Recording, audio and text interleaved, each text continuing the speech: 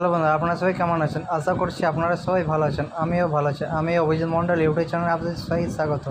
আপনারা ভাবছেন এই আঙ্গুর গাছটা আমি অল্প সময়ের মধ্যে কীভাবে এইভাবে ঝাঁকালো এবং গ্রোথ কীভাবে করলাম। তো আমি এর আগেও ভিডিওটা দিয়েছি এবং আপনাদেরকে দেখাতে চলেছি কীভাবে তৈরি করে। তো প্রথমে আমরা মাটির সাথে আমরা কোকোপিট নিয়ে নেব 1 থেকে 1.5 কিলো মতো। আমরা গরুর গোবর থেকে যে ঘইটা তৈরি হয় সেই ঘইটাটা আমরা প্রায় 2 কিলো মতো নিয়ে নিয়েছি এবং সেটাকে আমরা হাতের সাহায্যে ভেঙে গুঁড়ো গুঁড়ো করে দেবো এইভাবে। এবং ক্যালসিয়ামের জন্য আমরা ডিমের খোসা নিয়ে নিয়েছি আধা কিলো মতো এবং সেইগুলোকে আমরা হাতে গুঁড়ো গুঁড়ো করে দেবো এবং যাতে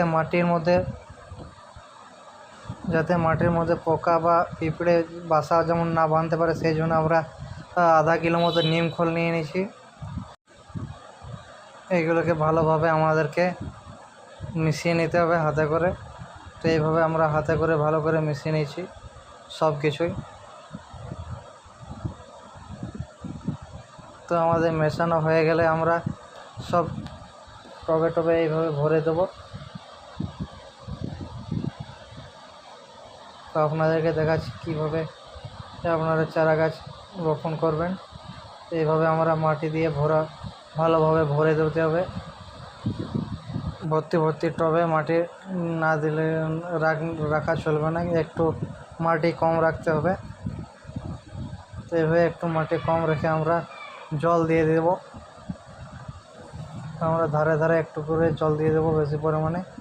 তো গাছটি নির্দিষ্ট একটা ছায়াযুক্ত স্থানে রেখে দিতে হবে। তো এরপর দেখুন আমার গাছটির গ্রোথ কীভাবে কতটা হয়েছে। তো আপনারা এই প্রসেসে করলে আপনাদেরও গাছ এভাবে গ্রোথ হবে। যারা আমার চ্যানেলটিতে নতুন আছেন তারা অবশ্যই লাইক, কমেন্ট, শেয়ার এবং সাবস্ক্রাইব করে দেবেন।